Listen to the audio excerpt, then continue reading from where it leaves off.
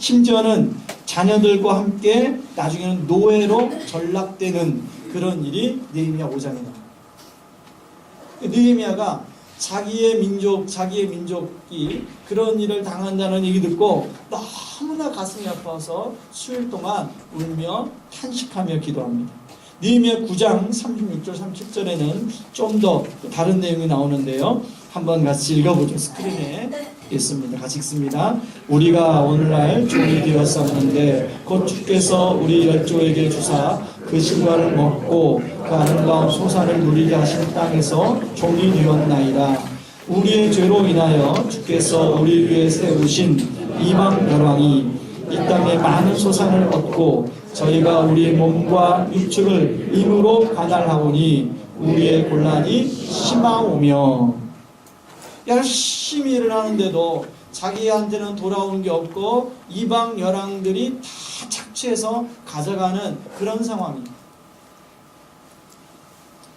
바벨론 포로 그리고 또 페르시아의 포로된 백성으로 살고 있는 현실이었습니다.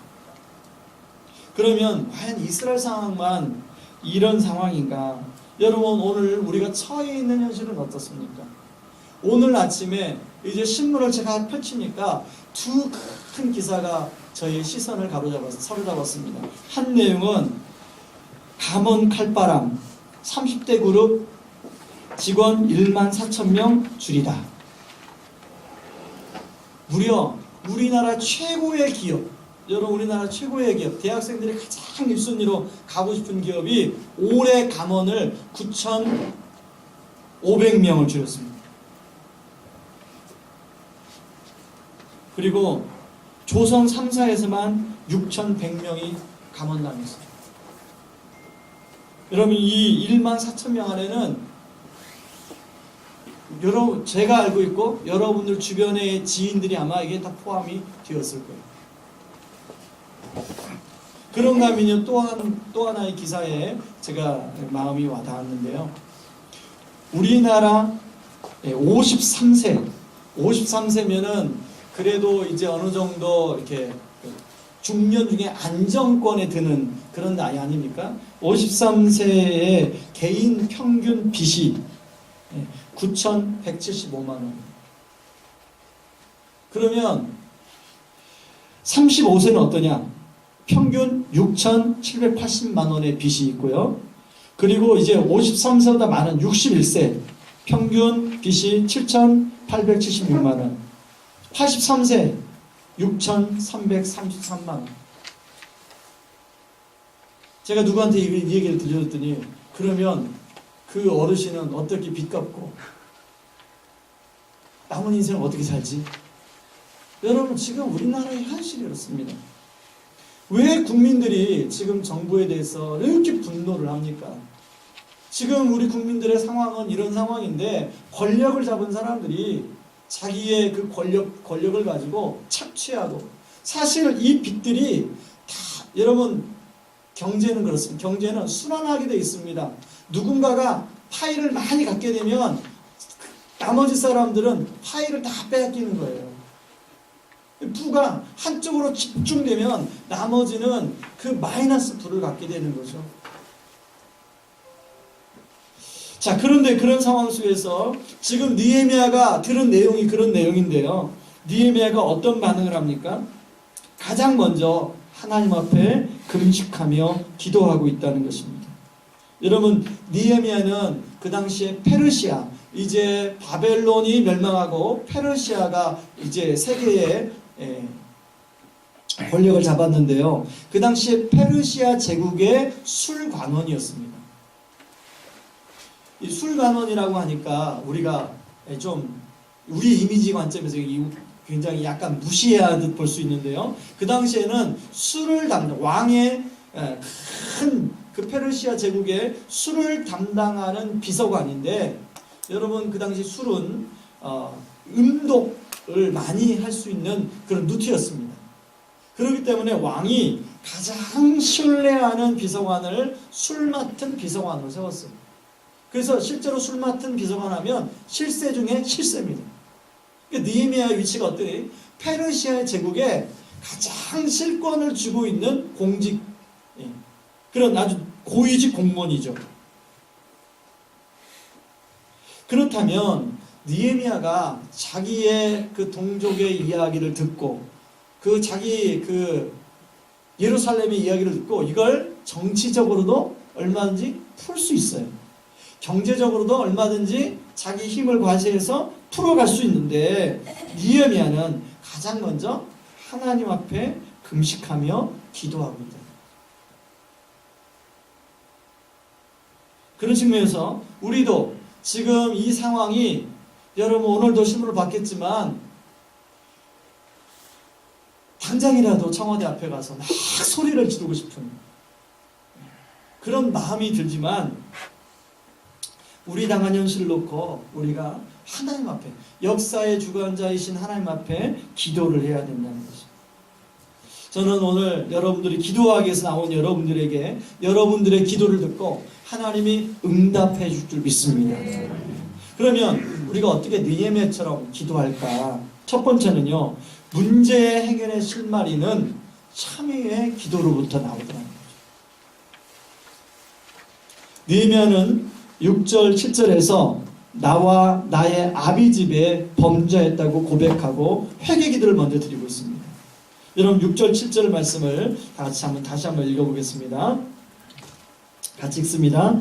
이제 종이 주의 종들인 이스라엘 자손을 위하여 주야로 기도하오며 우리 이스라엘 자손이 주께 범죄한 죄들을 자복하오니 주는 귀를 기울이시며 눈을 여시사 종의 기도를 들으시옵소서.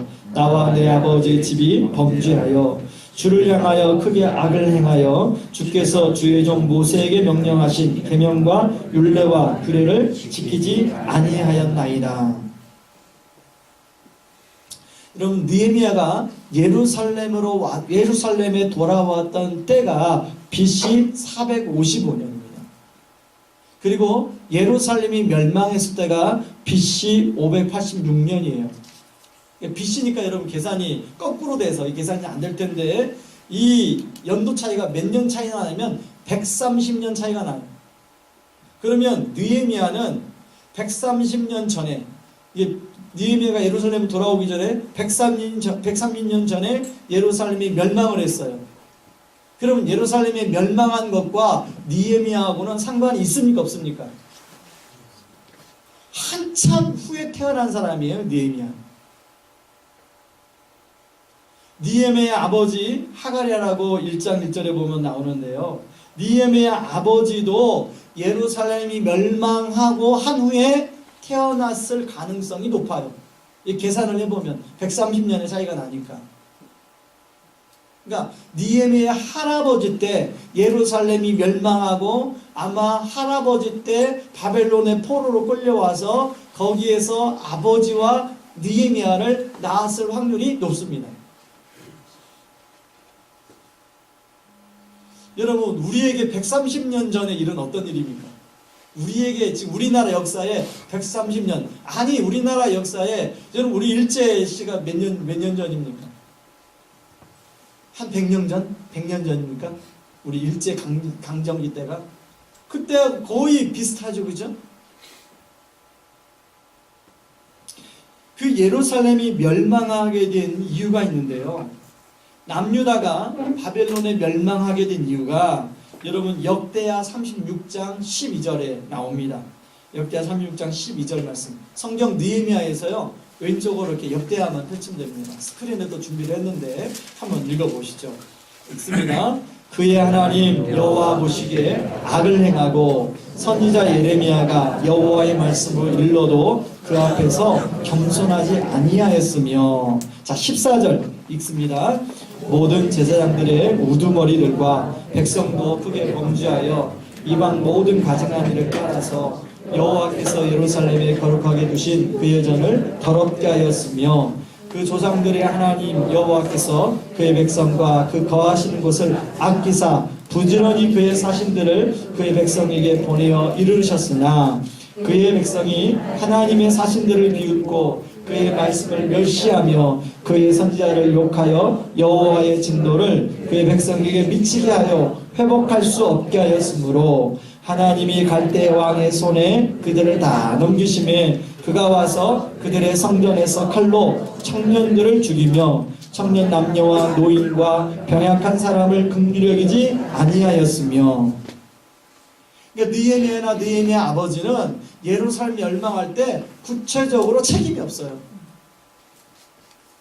그럼에도 불구하고 느헤미야는 먼저 자신과 자신의 아버지의 죄를 하나님 앞에서 고백하면서 회개하는 기도를 하고 있더라는 거죠. 다시 말해서 선조들이 잘못해서 지은 죄를 지금 느헤미야가 자신의 죄로 안고 고백하고 있는 거죠. 여기에는 느헤미야 자신의 죄도 있습니다. 여러분, 느헤미야처럼 신앙이 좋은 사람이 무슨 죄를 저질렀겠어요? 그러나 여러분, 우리는 다 하나님 앞에서 죄인입니다. 느헤미야가 자신의 죄를, 그리고 자신의 민족의 죄를 자신의 것처럼 품고 하나님께 회개하고 있는 거죠.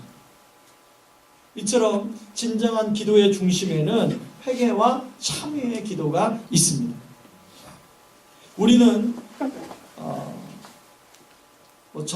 저도 계속적으로 복음 중심적인 삶에 대해서 제가 설교하고 여러분들도 그 말씀에 대해서 계속 들었을 것입니다. 저는 지금의 상황에서 우리가 복음적으로 반응하는 것이 무엇일까를 계속 고민하고 하나님께 묻고 생각하는 시간을 가졌습니다. 여러분, 복음적인 반응은 다른 사람을 먼저 비난하기 전에 먼저 자신을 돌아보는 것이 복음적인 반응이라고 했습니다. 어떻게 맞습니까? 자, 그 당시에 종교적인 반응을 했던 바리새인들은 항상 문제를 누구에게 돌렸냐면 다른 사람들에게 돌렸어요. 그러나 복음적인 반응은 다른 사람에게 돌리지 아니하고 자신을 먼저 돌아보는 거죠. 그런 차원에서 여러분, 오늘 느헤미야가 한 기도, 우리가 어떤 잘못한 그 사람을 향하여 우리가 비난하고 책임을 추궁하기 전에 말씀 앞에서 냉철하게 자신을 돌아보는 것, 그것이 바로 우리가 복음적으로 반응하는 것이라는 거죠. 항상 여러분, 역사 속에서 보면 하나님께서 위기 가운데 부흥을 주셨습니다. 아멘을 안 하시나요?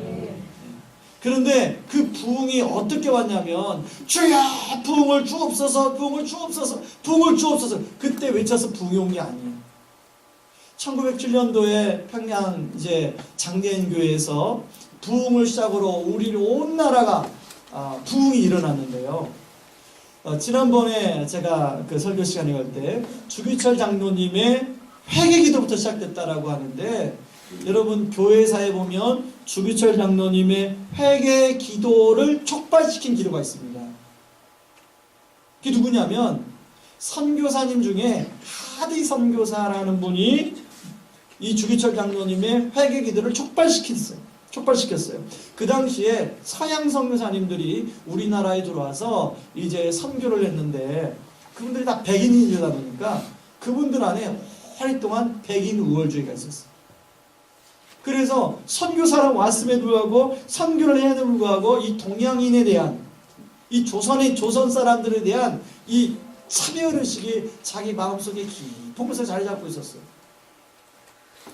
그런데 하디 선교사가 처음으로 그걸 원산에 있는 교회 집회를 하면서 그걸 대중 앞에 고백하고 있어요. 제 안에 여러분들을 섬겨야 되는 제 안에 여러분들을 향한 이런 마음을 가지고 있었어요. 이 시간 하나님께서 그것을 고백합니다. 그런 하디 선교사의 회개도가 불씨가 되었습니다. 그리고 그것이 주기철 장로님의 회개기도로 이어지고 전국적으로 회개운동, 부흥운동이 일어나기 시작합니다. 여러분뿐만 아닙니다. 1904년도에 있었던 웨일즈의 영적 부흥, 굉장히 유명한 이 교회사에서 중요한 사건인데요. 그런데 그 부흥 사건에 이반 로버츠라는 한 젊은 광부의 고백으로부터 그런 부흥운동이 일어난다. 이 이반 노버츠라는 이 젊은 광부가 고백을 하자 5개월 만에 웨일즈 시민 10만 명이 회개했습니다. 그리고 2년 만에 200만 명의 영국인이 회개 운동이 일어났습니다. 그리고 영국의 놀라운 부흥이 그때 하나님께서 그 부흥을 주셨습니다. 그러므로 이 민족의 참된 회복, 분명히 하나님이 우리나라 이 민족을 지금 너무 어디서부터 정말로 이 정국을 풀어가야 할지 모르는 답답한 상황이 있지만 분명히 하나님께서 이 가운데서도 일하시고 역사하시고 풀어갈 줄 믿습니다. 그런데 그걸 누구부터 하느냐? 어떤 여당의 집권자, 어떤 권력자, 그게 아니라 깨어서 기도하는 그리스도인들의 회개 운동으로부터 풀어간다는 거죠. 그런 측면에서 오늘 이 밤에 여러분, 우리가 기도의 자리에 나온 우리가 정말 우리 자신의 죄를 하나님 앞에 고백하고 성령께서 우리 자신의 그 마음속 깊은 끝까지 조명하여 주실 때 내 마음속에서 그런 기도가 나올 때 하나님이 우리에게 부흥을 줄 믿습니다. 그런가 하면요, 두 번째, 기도의 동력은 언약의 말씀으로부터 나옵니다. 여러분, 느헤미야 우리 1장 8절 9절을 같이 한번 읽어보겠습니다. 같이 읽습니다. 옛적에 주께서 주의 종 모세에게 명하여 가라사대 만일 너희가 범죄하면 에게서 돌아와서 내 명령을 지켜 행하면 너희 쫓긴 자가 하늘 끝에 있을지라도 내가 거기서부터 모아 내 이름을 두려고 택한 곳에 돌아오게 하리라 하신 말씀을 이제 청컨대 기억하옵소서. 9절 마지막에 보면 말씀을 청컨대 기억하옵소서. 이게 무슨 말씀을 기억하라는 거예요? 우리 하나님이 하신 말씀을 기억해달라는 거예요. 하나님이 우리에게 하신 약속을 하나님이요 기억해달라는 거거든요. 그러면 어떤 약속이냐면 여러분, 열왕기상 8장에서 성전에서 드린 솔로몬의 기도가 나오죠.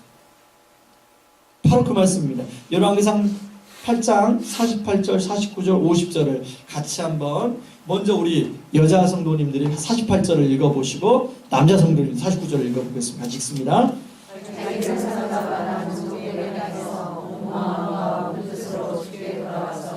주께서 그 열조에게 주신 땅, 곧 주의 빼신 성과 내가 주의 이름을 위하여 건축한 전이 있는 하늘을 향하여 주께 기도하거든.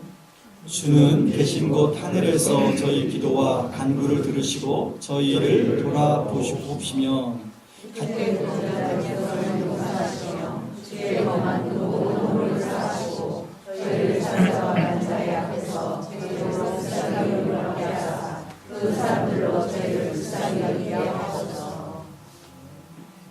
아멘입니다.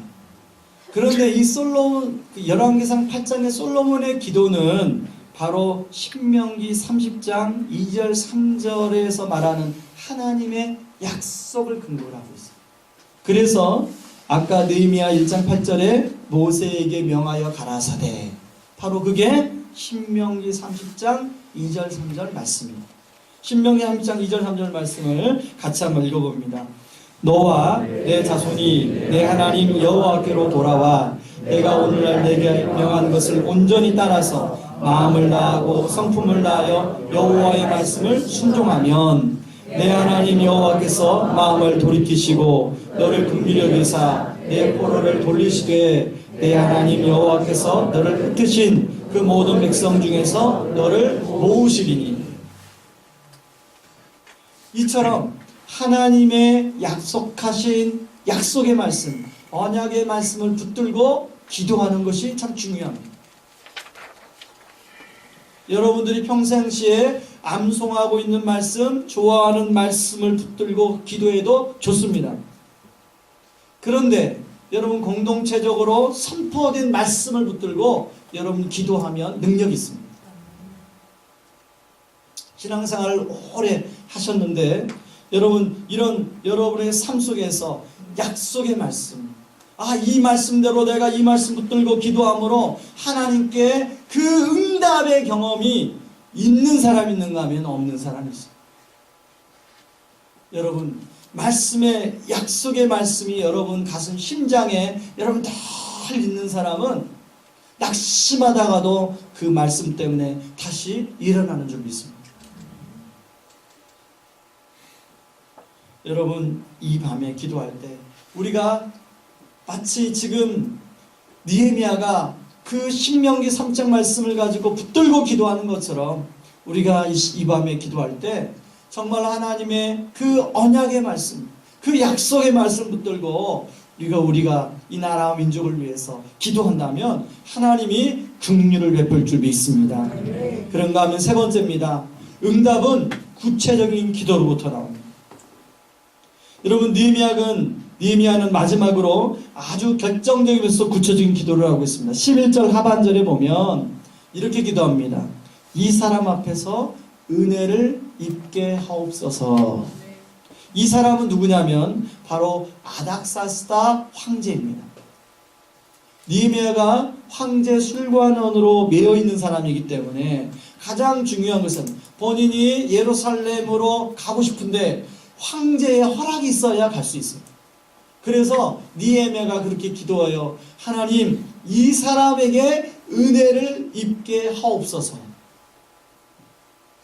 하나님께서 이 기도를 어떻게 응답해 주시냐면, 자, 여러분, 이 기도를 드린 때가 기슬루월입니다. 기슬루월. 그 기슬루월은 지금 우리 달력으로 말하면 11월에서 12월, 지금쯤. 그런데 이제 2장에 가면 2장은 어떻게 시작하면 니산월. 2장 1절에 보면 아닥사스다 왕 제20년 니산월에 이렇게. 니산월은 언제냐면 3월, 4월이에요. 그럼 몇 개월 차이 납니까? 11월하고 3월 하면 몇 개월 차이? 한 3, 4개월 차이 나는 거죠. 그렇죠? 자, 2장에는 느헤미야가 기도 응답 받은 내용이 나오는데요. 2장을 보면 우연한 기회에 느헤미야가 왕 앞으로 나갔어요. 뭐 술 비서관이니까 나가겠죠. 근데 왕이 느헤미야에게 뭐라고 질문하냐면 너 얼굴에 수심이 가득한데 하고 질문을 해요. 왜 그러냐? 여러분, 그 당시에는 얼굴에 이 비서관들, 왕 주변에 있는, 왕 가까이 있는 사람들이 얼굴에 이 수심이 가득하면 그 사람은 왕이 죽일 수도 있었습니다. 왜냐하면 이 왕을 해할 수도 있으니까. 의심받아 죽을 수도 있었어요. 왕이 묻습니다. 너 당신 얼굴이 이렇게 수심이 가득하냐? 이렇게 물어보니까. 근데 그때 그 6절에 보면 그렇게 물어볼 때가 언제냐면 6절에 한번 보세요. 2장 6절에 보시면 6장 1절 이렇게 나옵니다. 그때에 왕후도 왕 곁에 앉아 있었더라. 여러분, 에스더서에 보면 왕후가 왕 앞에 함부로 나갈 수 있어요, 없어요? 못 나가죠. 공식적인 자리에는 여자가 전혀 들어올 수가 없어요. 이때가 지금 왜 여기 2장 6절에 써놓냐면 지금 이 공식적인 자리 아니면 굉장히 사적인 자리예요. 대답을 좀 해보세요. 네, 굉장히 사적인 자리죠. 여러분, 공식적인 자리는 왕이 굉장히 날카롭게 이게 신경이 서 있습니다. 굉장히 편하고 사적인 자리예요. 그럴 때 왕이 느헤미야한테 얼굴이 수심이 가득하냐라고 물어봐요. 그리고 느헤미야가 거기에서 드디어 자기가 왜 수심이 가득한지 우리 고향. 근데 느헤미야가 말할 때도 참 지혜롭게 말하죠. 예루살렘 성이라고 얘기하지 않습니다. 5절에 보세요. 5절에 뭐라고 하냐면 유다 땅 나의 조상들의 묘실이 있는 성읍이라고 얘기를 해요. 그 당시 예루살렘은 굉장히 정치적인 지역입니다. 정치적으로 민감한 지역이에요. 변방의 지역이에요. 가장 늘 왕으로서는 근심스러운 지역이에요. 근데 예루살렘이라고 말을 하면 왕이 어때요? 긴장을 하게 되죠. 근데 느헤미야가 굉장히 그 말을 부드럽게 조상들의 묘실이 있는 성읍. 그러니까 부드럽게 정서를 이렇게 건드리는 말 아닙니까? 우리 선조들이 묻혀있는 성읍. 왕의 마음이 그러냐? 긍휼한 마음이 드는 거예요. 여러분, 하나님께서 이게 왕후가 함께 자리한 자리에서 이런 이야기가 주고 간 게 우연이라고 보지만 이런 환경까지도 하나님께서 일하셨다는 것을 우리가 알 수가 있습니다.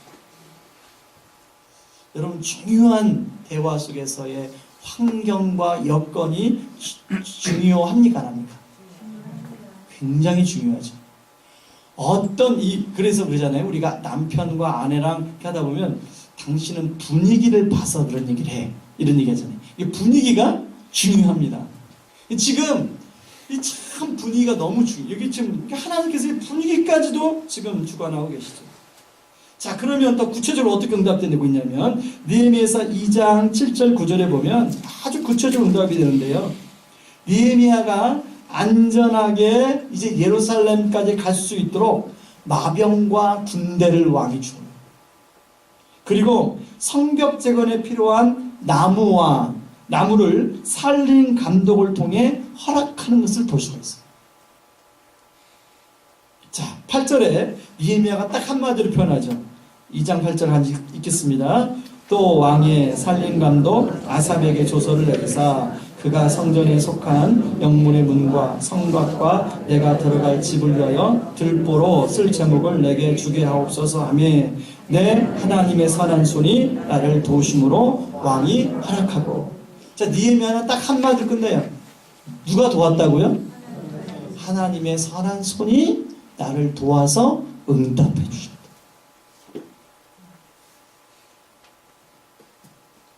여러분, 느헤미야를 하나님의 선한 손이 도움으로 말미암아 예루살렘 성벽을 건설하고 거기에서 느헤미야를 통하여 다시금 제2의 이스라엘의 회복이 일어나는 기틀을 마련하게 됩니다. 그런 것처럼 여러분, 우리가 나라와 민족을 위해서 기도할 때, 하나님 구체적으로 기도할 때 하나님은 우리의 기도에 응답해서 이 민족이, 이 나라가 다시금 소생할 그런 기회를 주실 줄 믿습니다. 말씀 마치면서요, 한 예화를 하려고 합니다. 2006년도에 이제 지인들하고 중국에 가게 되었습니다. 그래서 처음으로 만리장성을 가게 되었습니다. 만리장성이 그 총 길이가 4,000km입니다.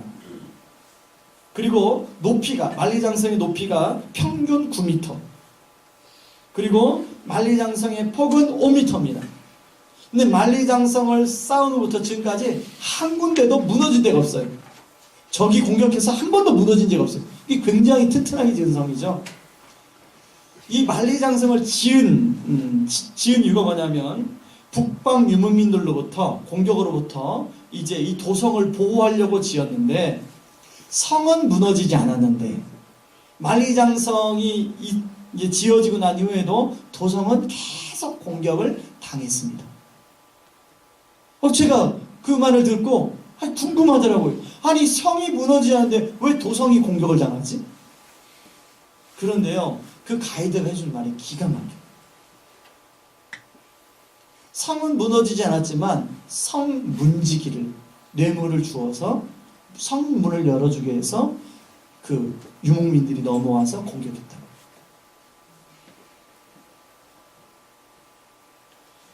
여러분, 저는 그 얘기를 들으면서 왜 주님이 제자들에게 기도하며 항상 깨어 있으라고 했는지 그 이유를 알 것 같습니다.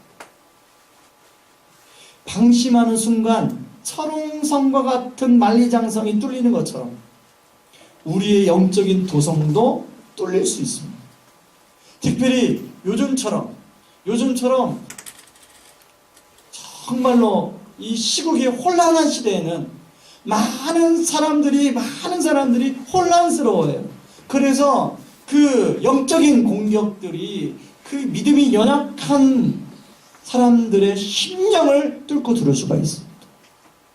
그럴 때일수록 우리가 깨어서 기도해야 우리가 이 나라 민족을 지킬 뿐 아니라 또 우리 성도들의 심령을 지킬 수 있을 줄 믿습니다. 이 시간에 같이 우리 찬송하고 좀 기도하기를 원하는데요. 여러분, 아까 우리 불렀던 이 백성이 겸비하여 우리 같이 이 찬양 우리 같이 하길 원합니다. 나의 백성이 다 겸비하여 내게 기도하며 나의 얼굴 구하면 같이 찬양하겠습니다.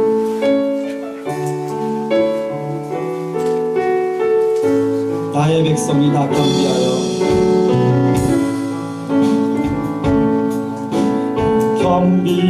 겸비하여 내게 기도하면 나의 얼굴을 구하여서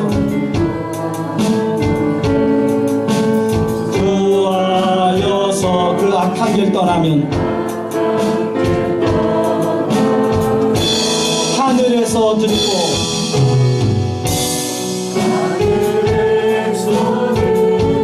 죄를 사하며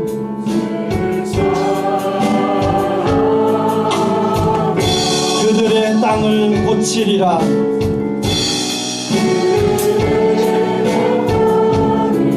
고치리라. 아버지여 고쳐주소서.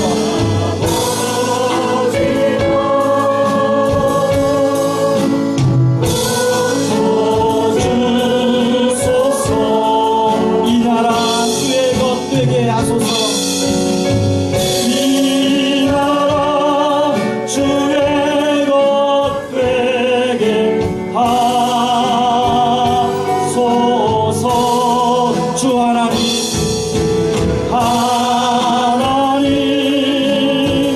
저리 기도하오니 하나님 땅 새롭게 하소서. 한 번 더 찬양합니다. 나의 백성이 다 겸비하여